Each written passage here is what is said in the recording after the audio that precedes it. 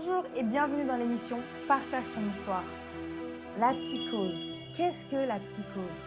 Des troubles, des hallucinations, de la schizophrénie. Dès l'âge de 15 ans, Ronaldo commençait à vivre ces choses.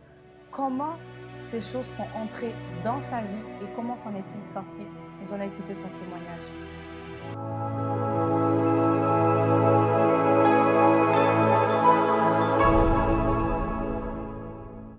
Bonjour Ronaldo et bienvenue dans Partage ton histoire.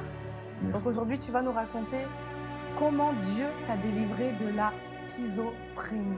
Est-ce que tu peux nous dire comment ça a commencé? En fait, il faut savoir que je viens d'un milieu qui n'était pas forcément stable. Ma mère a dû m'élever seule. Du coup, dès le bas âge, j'étais en proie à un déséquilibre émotionnel. D'accord. Et avec ça, il y a eu des expériences que j'ai vécues qui ont créé en moi certains sentiments de rejet. Quel type d'expérience concrètement? Est-ce que tu as des anecdotes, des histoires qui peuvent relater ces faits? Disons que j'avais souvent l'impression d'être à l'écart et même il y a une fois, c'est plutôt marrant comme histoire, j'étais en maternelle et En maternelle, donc tu t'en souviens déjà? Je m'en Tu t'en souviens souviens encore? je m'en souviens encore. Ma mère m'avait habillé avec des vêtements de fille. Enfin, quand j'ai des vêtements de fille, c'est que Ah bon? elle m'avait mis un jogging gris et rose et derrière un papillon de paillettes. Donc oui, c'était très drôle. J'avais dit à ma mère, mais en fait, je ne peux pas aller comme ça. On va me prendre pour quelqu'un de bizarre. Enfin, c'est clairement un jogging de fille. Donc je suis allé avec la conscience que ce n'était pas un vêtement qui était approprié. C'est humiliant pour toi? C'était humiliant pour moi. Mes camarades se sont bien moqués de moi. J'imagine. Et mais j'avais Ils ont rigolé, mais comment toi tu l'as vécu à ce moment? Comment tu te sentais? Je sentais je sentais marginal, je dirais. C'est-à-dire que Marginalisé. à partir de là, j'ai développé certains comportements qui étaient comme de l'autodéfense. J'aimais bien être à l'écart des gens. Je préférais écouter plutôt que de parler. Et j'étais souvent très solitaire. D'accord. Yes. Et du coup, quand tu as grandi, donc tu as grandi qu'avec ta maman. Oui. Et avant l'âge de 15 ans, parce que c'est dès l'âge de 15 ans qu'il a commencé à avoir de la psychose. Est-ce que déjà tu peux nous donner une définition en fait de la psychose? De la psychose. Alors, personnellement, ce que j'ai vu, c'était de la schizophrénie, pardon. Donc ça fait partie, la schizophrénie fait partie de la psychose. Exactement. Et du coup, c'est quoi la schizophrénie? Est-ce que tu peux nous donner une définition pour qu'on puisse te comprendre? Yes. Alors, la schizophrénie qui fait partie de la psychose, qui est une forme de psychose, c'est en fait une distorsion, en fait, une altération de la perception de la réalité. Ça veut dire que je voyais le monde différemment à l'âge de 15 ans. D'accord. Et comment ces choses, quelle a été la porte d'entrée ou comment ces choses sont venues? Est-ce que ça s'est déclenché comme ça, du jour au lendemain, ou tu as vu qu'il y a quand même eu des choses, des actes qui ont été posés, des choses qui ont été faites, qui t'ont emmené à... Comment ça s'est passé? Est-ce que c'était soudain, à l'âge de 15 ans, tu as commencé tout d'un coup à voir des choses, etc. Ou est-ce que ça a été progressif? Comment ces choses sont venues? Je dirais que ça a été progressif. C'est-à-dire que toute ma scolarité au collège, j'ai vécu des moqueries diverses et variées. Et je mettais un point d'honneur à ne pas ressembler aux autres. Et vers la troisième, bon, je ne vais pas dire un autre événement qui était marrant, je vais essayer de ne pas en parler.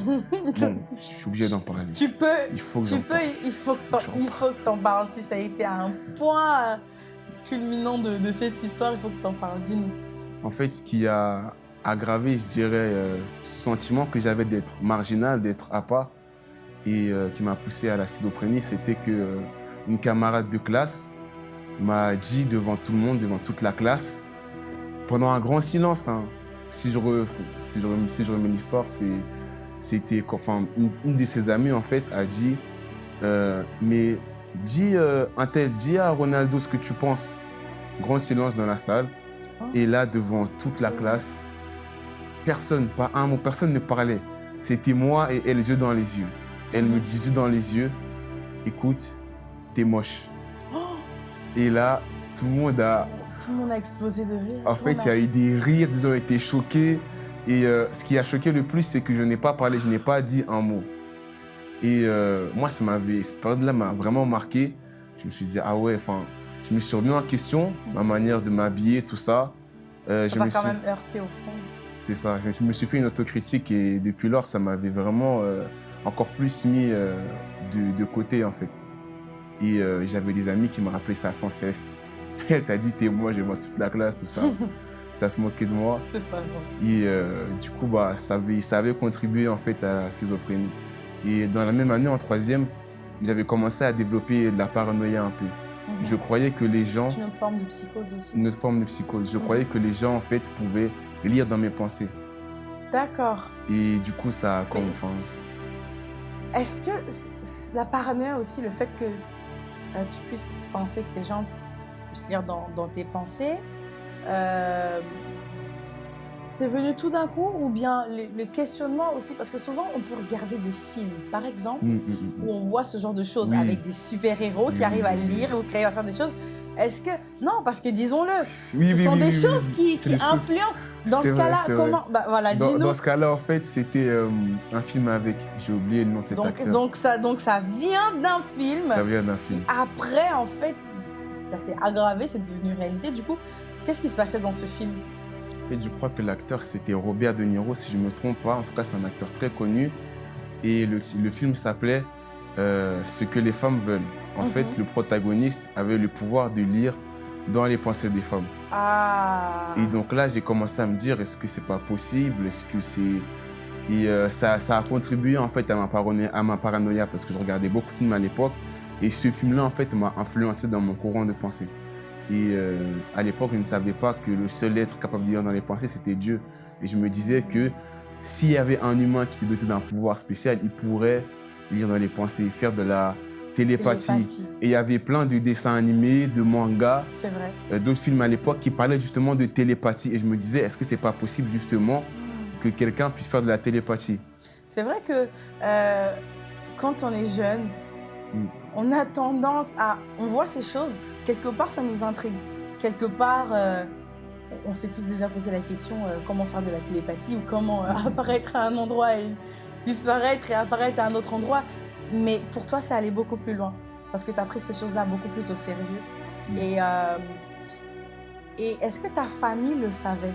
Non, ma famille n'était pas au courant. Personne ne le savait? Personne. En fait, ça, je le gardais pour moi. Pourquoi? Parce que tu te disais qu'ils allaient penser que tu étais fou. En fait, je me disais, en fait, à l'époque, c'est là qu'il y a plein de... Je m'en rends compte maintenant qu'il y a plein de troubles, j'ai envie de dire, de troubles de pensée qui ont commencé à naître.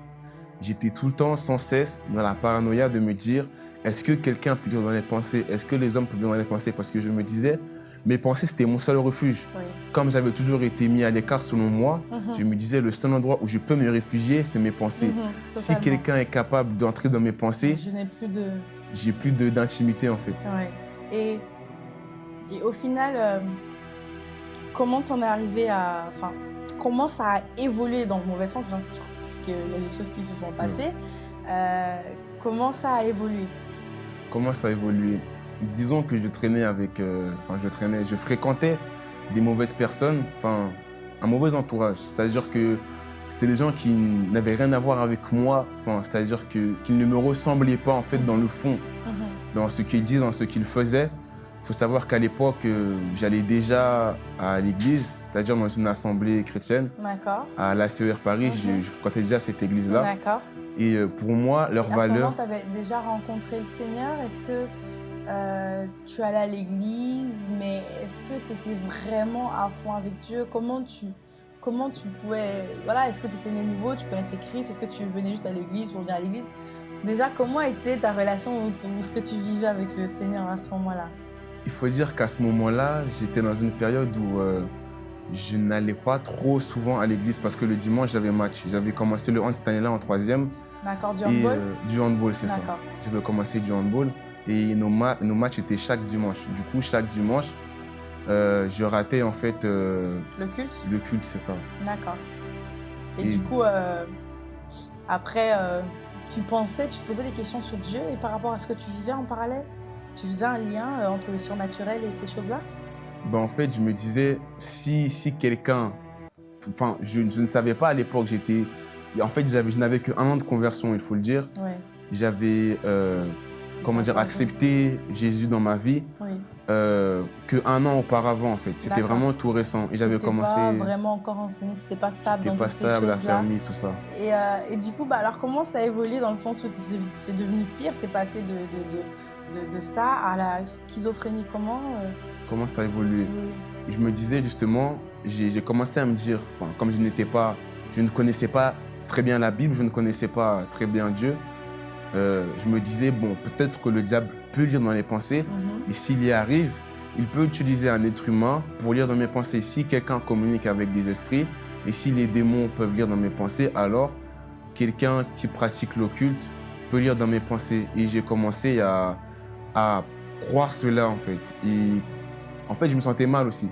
C'est-à-dire que je crois que ce qui m'a mené vers la schizophrénie, c'était le fait que je n'avais pas réellement de communion avec Dieu. C'est-à-dire que quand je priais le matin, c'était des prières de 30 secondes. Des prières flash?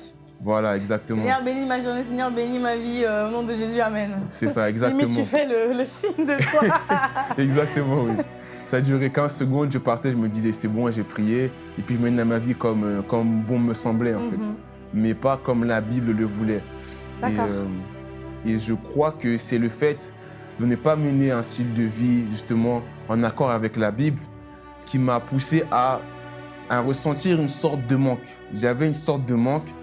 Je me disais, qu'est-ce qui se passe? Mes amis, ils sont comme ci, comme ça. C'est des gens qui traînent en bas des quartiers. Ça se trouve qu'ils sont dans l'illégal. Ça se trouve qu'ils sont dans le trafic de stupéfiants. Je fréquente ces gens-là. Ils parlent mal de Dieu, ils blasphèment Dieu toute la journée. Et je suis avec ces personnes-là. Et je me sentais de plus en plus mal par rapport à ça, en fait. Et de là, des craintes, des inquiétudes ont commencé à naître, en fait, dans mes pensées. Je me suis dit, mais à quoi ressemble ma vie? Où je vais, en fait? Parce que j'allais rentrer en seconde. Je me disais, mais concrètement, est-ce que je vais réussir à rentrer en seconde, tout ça? Et les craintes ont commencé à se multiplier en moi. J'ai commencé à avoir peur de tout et de rien. Je ne pouvais même plus dormir sans que la lumière soit allumée, en fait, dans ma chambre. Ah ouais? Et j'ai commencé à avoir de plus en plus de peur, mais je le cachais, en fait. Tu le cachais, mais je le cachais. Dans tout ça, personne ne le savait? Même pas... Tu vivais ça seul? Je vivais ça seul. En gros, je vivais ça seul, c'est-à-dire que personne ne s'en rendait compte et je le cachais. Je me murais dans le silence.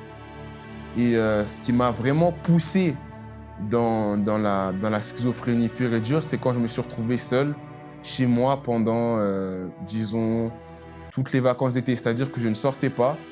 Ma mère allait travailler, mon frère sortait.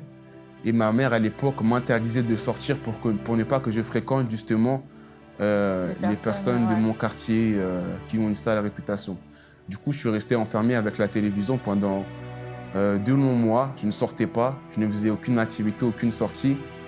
Et c'est ça qui m'a vraiment poussé dans la schizophrénie. Mais à ce moment-là, tu n'avais plus de lien avec l'église, tu ne venais plus aux réunions de prière qu'une église peut organiser. Comment ça se passait? Parce qu'au niveau de ta vie spirituelle, c'était plus ça? C'était plus ça du tout. En gros, si je venais le dimanche, c'est que ma mère me forçait. Mais je trouvais le moyen de ne pas aller avec elle, en fait. Tu n'avais même plus cette envie-là? Je n'avais plus l'envie. En fait, je fuyais même l'église. Je me disais, qu'est-ce que je vais faire là-bas? Je me sentais tellement en insécurité. Je me disais, si je vais dans ce lieu-là, les gens verront que je vais mal. Et les gens vont commencer à se poser des questions. Et je ne voulais pas que les gens sachent que j'étais pas bien. Du coup, je faisais de mon possible pour fuir le dimanche, en fait. Et pendant ces temps, quand tu étais seul à la maison, qu'est-ce que tu faisais? Est-ce que tu allais quand même sur Internet faire des recherches concernant ce que tu croyais? Qu'est-ce que tu faisais? Tout simplement, tu sortais pas, mais tu faisais quoi à la maison? Je regardais la télé, la télévision même. En fait, de base, je suis de ce qu'on peut appeler communément un no-life, c'est-à-dire je pouvais passer ma vie devant la télévision ou devant les jeux vidéo. Mais je me rendais compte à cette période-là que même la télévision ne me convenait plus, en fait. Ça devenait très rasoir, très répétitif. J'en avais marre des séries, des mangas, des films. Je passais mon temps à dormir. Et quand je dormais pas, je pensais. Et je pensais. Et je restais de plus en plus muré, en fait, dans cette solitude. Et dans cette solitude-là, je développais de plus en plus de pensées, je dirais, insensées, de pensées folles. Je n'avais plus de sens dans mes Est-ce que tu peux nous pensées. donner du coup quelles sont les caractéristiques en fait de ces pensées-là en fait? Quelles étaient ces pensées-là concrètement? Est-ce que tu as des exemples pour qu'on puisse comprendre? Qu'est-ce que tu te disais? Ce que je me disais à ce moment-là, juste avant de finir en hôpital psychiatrique, Oui, parce que tu allais dans un hôpital psychiatrique et avant cette période, tu pensais à quoi? Voilà, comment ça se manifestait? alors au tout départ, c'était moi et mes pensées, c'est-à-dire que j'avais une crainte, un stress constant. Je me disais, j'avais envie de voir des gens, mais je ne pouvais pas. Du coup, je me disais, qu'est-ce que les gens deviennent? Est-ce qu'ils pensent à moi, etc. Après, ça a dérivé dans, ça a dérivé vers des, comment je peux dire ça? Vraiment des pensées déraisonnables. Je commençais à me dire que, voilà, les gens pouvaient lire dans mes pensées et il ne fallait pas que je fréquente certaines personnes, tout ça, tout ça, tout ça.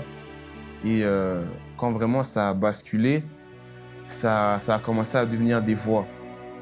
Des voix, c'est-à-dire que j'avais des pensées de suicide, des pensées de blasphème.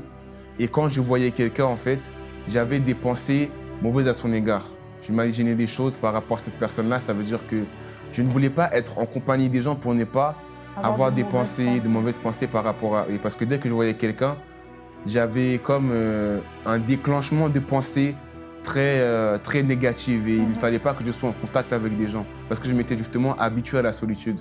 Du coup, voir des gens me faisait peur en fait et j'avais des pensées de meurtre, je voulais faire du mal aux gens, j'avais des pensées de suicide et je croyais que ces pensées-là justement venaient, je ne savais pas que ces pensées, en fait, c'est comme si je savais que ces pensées-là ne venaient pas de moi, Oui. mais que je les subissais en fait. Je me disais, c'est mes pensées, donc je suis comme ça. Et comme à l'époque, je ne savais pas en fait qu'il y avait un être qui s'appelle le diable qui pouvait envoyer ses pensées.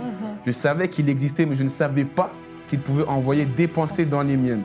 D'accord. Et donc, je me disais que c'est moi qui voulais faire ces choses-là. Et j'étais vraiment dans une forme de tristesse profonde, en fait, comment dire ça?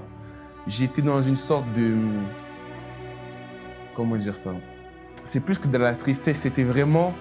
je ne me reconnaissais plus. J'ai une oppression, voilà. Comme si un mal-être constant, voilà. Comme un mal-être constant, je me disais, je ne peux pas avoir ce genre de pensées, ça ne me ressemble pas. Ces pensées-là ne viennent pas de moi. Et ça me mettait dans un mal-être constant au point où... Tu te retrouvais comme dans une prison intérieure? C'est ça, comme une prison intérieure. Le seul moment où je me sentais en paix, c'était quand je dormais la nuit, en fait. Wow. Et quand je me levais le matin, les pensées-là revenaient. C'était comme une lutte quotidienne. C'était en fait, c'était comme on appelle ça dans la Bible, des flèches enflammées. C'est ça. Des traits enflammés du malin, comme des flèches qui lancent et qui te bombardent et qui te lâchent pas en fait. C'est ça. Donc du coup, tu avais toutes ces pensées-là, mais qu'est-ce qui a été le déclic? Comment est-ce que c'est de toi-même, tu es allé à l'hôpital psychiatrique? Est-ce qu'on est venu te chercher? Est-ce que c'est ta maman? Comment ça s'est passé en fait? Qu'est-ce qui a fait que tu te retrouves là-bas? En fait, les pensées étaient tellement fortes dans ma tête, tellement présentes que je ne pouvais même plus voir un couteau. Il fallait que je ne pouvais plus voir des ustensiles en fait. Il fallait que je sois loin des couteaux, loin des ustensiles, tout ça. Parce que tu avais vraiment des pensées de meurtre ou de suicide. Exactement. Tu entendais des voix aussi. Exactement, des voix en fait. Distinctement, comme là, moi je te parle. Exactement, des voix comme si un humain me parlait en fait, mais dans mes pensées, dans mes propres pensées. Ok. Et même, je me sentais en insécurité partout parce que je me disais, il y a un balcon là, je peux sauter. Il y a un ustensile là, je peux faire du mal à quelqu'un. Donc j'ai dit à ma mère, écoute, maman, je vais pas bien, emmène-moi à l'hôpital psychiatrique. J'arrive pas à entendre des voix. Comment elle a pris ta maman à ce moment-là quand tu lui annonces ça? Elle comprend pas, elle est dans le désarroi. Ma mère qui est dans la compréhension, en fait, elle s'est mise à prier, tout ça, à demander de la prière à droite, à gauche. Ta maman est croyante? Ma mère est croyante, oui. D'accord. Et donc du coup, elle a commencé à demander de la prière. C'est ça. Elle ne comprenait pas. Elle ne comprenait pas. Comment son fils du jour au lendemain vient lui dire, maman, je suis malade, aide-moi, emmène-moi à l'hôpital psychiatrique. Et est-ce qu'elle t'a demandé plus d'explications à ce moment-là? Elle m'en a demandé et je lui ai dit, écoute, j'écoute des voix. J'entends des voix dans ma tête. Et elle-même, elle en parlait à ses amis qui lui disaient, oui, ça c'est sûrement les gens qui entendent des voix, qui ont un trouble de la personnalité, ça s'appelle souvent la schizophrénie, avant même qu'on soit à l'hôpital. Et ma mère a commencé à avoir peur, paniquer, elle a commencé à pleurer, tout ça. Et le lendemain, en fait, je me suis retrouvé à l'hôpital psychiatrique. Le lendemain, ça veut dire que vous êtes allés ensemble. Tu étais conscient? Oui, j'étais conscient, on m'a emmené à l'hôpital psychiatrique. Et tu es resté combien de temps là-bas? Je suis resté environ 2 semaines. 2 semaines. Comment c'est l'hôpital psychiatrique? Comment ça se passe? Quelle est votre routine? Comment ça se passe avec les autres? Est-ce qu'on entend comme dans les films, des gens crier, des gens taper sur des portes? Comment ça se passe? En fait, à l'hôpital, l'hôpital psychiatrique, c'est pas un hôpital qui est à part. C'est-à-dire que la psychiatrie, c'est un pôle en fait à l'intérieur des centres hospitaliers. Ça veut dire qu'il y avait le pôle psychiatrie dédié justement aux gens qui avaient des problèmes justement liés à la psychose, des problèmes mentaux, tout ça. Mais donc il y avait un pôle psychiatrie, il y avait plusieurs ailes. C'est-à-dire que par ce qu'on appelle les ailes, l'aile est, ouest, sud, nord, il y avait des cas de psychose plus ou moins aggravés. Et je crois que c'était le sud. Il y avait les gens de psychiatrie qui étaient dans le sud, en fait. Dans l'aile sud, c'était justement les cas les plus graves de psychose. D'accord. Des gens, en fait, les gens dans ces chambres-là n'avaient pas accès à un stylo ni à un ustensile. Les fenêtres étaient sans barreaux, il n'y avait pas de quoi en fenêtre. Wow. Et chaque jour, on pouvait entendre de cette aile sud-là, parce qu'on pouvait l'entendre clairement, entendre des gens crier en fait. Entendre des gens crier, alerte psychiatrie, nanana. Quelqu'un a trouvé un stylo, a essayé de se suicider. Et on voyait plein d'infirmiers courir en fait vers l'aile sud. Chaque jour, il y avait un événement en fait dans l'aile sud. Mais c'est quand même terrible, hein, parce que nous, en tant qu'enfants de Dieu, on arrive à savoir quand même qu'il y a des entités spirituelles, démoniaques, maléfiques qui existent et qui justement oppressent ces personnes-là en fait. Et en réalité, ils ont besoin de Jésus. C'est ça. En réalité, ils ont besoin d'être Jésus, car Jésus est capable de les délivrer et on le voit même dans la Bible. Des personnes aussi comme le fou de Gadara ou d'autres personnes qui étaient malades, épileptiques, qui vivaient des choses comme ça, qui en fait, au travers de la puissance de Dieu, ont été complètement délivrés et guéris. Et du coup, toi, tu étais dans quelle aile? J'étais, je crois, au nord. Donc c'était des cas de psychose, mais plus ou moins modérés. Je pouvais parler avec des gens. Oui, tu pouvais avoir une discussion. Je savais que même avec des troubles, il y avait même un de mes, comment on appelle ça? Il y avait un patient de l'aile nord que je voyais souvent marcher tout seul et parler tout seul. Je le voyais souvent dans un état second. Mais Parce qu'on donne des médicaments là-bas aussi qui... Exactement. En fait, les médicaments, la puissance des médicaments, c'est qu'ils nous empêchent en fait de réfléchir, de penser. Ça veut dire que ces médicaments-là nous endormaient. Et les gens qui faisaient partie justement de l'aile nord étaient constamment endormis, shootés, si je puis dire, shootés par les médicaments en fait. Et c'était le cas pour moi aussi. J'avais à peine la force de marcher, tout ça. Et tous ceux qui faisaient partie en fait de l'aile nord, c'était la même chose. Le même type de médicament, je peux même me souvenir du nom, c'était Risperdal ou Risperidone qu'on me donnait. Risperdal, c'était... Risperdal ou Risperidone, c'était le générique et Risperdal, c'était le médicament. Et quand tu prenais... T'en as pris pendant tous les 2 semaines? J'en ai pris au-delà, c'est-à-dire que quand je suis rentré en seconde, même après, quand je suis rentré en seconde, j'ai continué à prendre ces médicaments et je continuais à avoir un suivi avec les psychologues. C'était c'était le marché qu'on avait pour qu'ils puissent me laisser sortir en gros de l'hôpital parce que j'avais recommencé à lire la Bible, à prier et je me sentais mieux. Maintenant, cette habitude de prière, tout ça, elle n'a pas duré. C'est-à-dire que quand je recommençais à lire la Bible et à prier, ça a duré juste le temps que je sorte. Ça a duré 2 semaines après. Après, j'ai repris ma vie. C'était la seconde, nouvel établissement. Je revoyais des gens que je connaissais, d'autres que je ne connaissais pas. Je découvrais un autre monde, j'ai envie de dire. Et donc, j'avais encore une fois laissé de côté Dieu. Et est-ce que c'est revenu encore? C'est revenu l'année d'après. Parce que j'ai mené ma vie comme je l'entendais et j'ai compris justement 1 an après que c'était purement et simplement démoniaque. Et donc là, on a pris les choses plus au sérieux et on a, comment dire, on n'est pas retourné à l'hôpital, mais on savait que c'était démoniaque, donc Oui. on a entrepris une autre démarche. D'accord, et comment ça s'est passé cette démarche? Comment tu as été vraiment délivré de ça? Alors, ma mère faisait appel à plein de personnes diverses et variées, plein d'églises. Ma mère fréquentait souvent la communauté haïtienne, donc elle a fait appel à eux pour la prière et tout ça. Donc, je les voyais souvent défiler chez moi, etc. Mais ça ne partait pas. Les gens pouvaient prier pour moi et tout ça. Ça demeurait, en fait. Et le jour où j'ai eu le déclic, après toutes ces luttes-là, ces nuits où, enfin, ces jours où je ne sentais plus la paix, ces fois où je voulais être ailleurs, en fait, ce qui s'est passé, c'est que... Tu voulais être ailleurs, c'est-à-dire? C'est-à-dire que j'aurais voulu... En fait, quand ces pensées-là me dérangeaient tellement que je disais à ma mère clairement, je préférerais me jeter sous une voiture pour ne plus avoir ces pensées-là. Je sais que c'est démoniaque, c'est pas moi, mais ça m'oppressait tellement que j'étais, comment dire, j'étais révolté en fait contre ces pensées-là, de blasphème, ces pensées-là, pareil, de meurtre, de suicide, tout ça. Comme je savais que c'était démoniaque, on m'avait dit, quand tu entends ces pensées, dis que tu chasses la pensée au nom de Jésus. Mais le problème avec ce réflexe-là, c'est que quand je le faisais, le diable se rendait compte que ces pensées-là marchaient et m'impactaient du coup. Et donc, à chaque fois que je faisais « sors au nom de Jésus » par rapport à la pensée, je chasse cette pensée au nom de Jésus, les pensées-là s'intensifiaient. Et donc, j'ai vu que ça ne marchait pas. Et donc, j'ai arrêté ça. Tu as persévéré dedans et tu as arrêté? J'ai arrêté. Et du coup, ça a continué. Jusqu'au jour où? Jusqu'au jour où, justement, il faut savoir que chaque nuit avant de m'endormir ou chaque matin quand je me levais, j'avais une petite paix qui demeurait et une foi, mais vraiment, je pouvais la sentir. Mais je savais, je me disais, purée Dieu, je sais que tu peux me sortir de là. Et il y a des matins où je faisais cette prière, Seigneur, vraiment, sors-moi de là. Et un jour, je lis un verset. Et je lis les versets à ma mère. Ce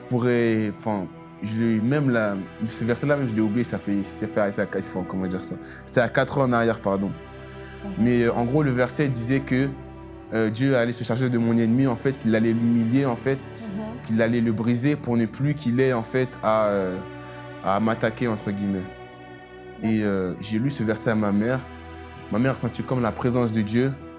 Elle a dit « Alléluia ». Ça veut dire que tu es délivré, tout ça. Et donc, à partir de là, j'ai commencé à ressentir la paix. J'ai fréquenté des assemblées comme ça, par-ci, par-là. Et je suis revenu à la CER. L'apôtre Alain Patrick Sengue a prié pour moi, m'a imposé les mains. Et depuis le jour où il m'a imposé les mains, il a déclaré que je recevrais un nouveau manteau.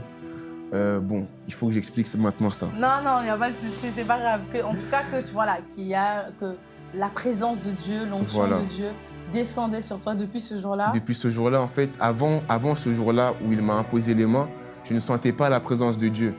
Et j'avais encore des petites luttes avec ces esprits-là. Et depuis le jour où il m'a imposé les mains, je commençais à sentir la présence de Dieu. Et la présence de Dieu est devenue une arme contre les présences démoniaques. Et depuis ce jour-là, je sais que s'il y a un démon qui veut m'attaquer, je pourrais me référer, en fait. Il est vaincu au nom de Jésus parce que j'ai la présence de Dieu. Je peux me référer, en fait, à Jésus-Christ et je peux m'appuyer sur lui. Amen. Après ça, j'ai pris les eaux du baptême et depuis ce jour-là, je n'ai plus trop blagué avec Dieu. Ça fait combien de temps que tu vis plus ça, que tu es sorti de la schizophrénie? Ça fait... j'ai 21 ans. Ça va faire 5 ans... Non. Oui, ça va faire 5 ans en mars, en gros. Que tu as en mars été délivré. 2000. C'est ça. Waouh, gloire à Dieu. Merci beaucoup pour ce témoignage, Ronaldo. Nous allons maintenant passer à une autre partie de notre émission.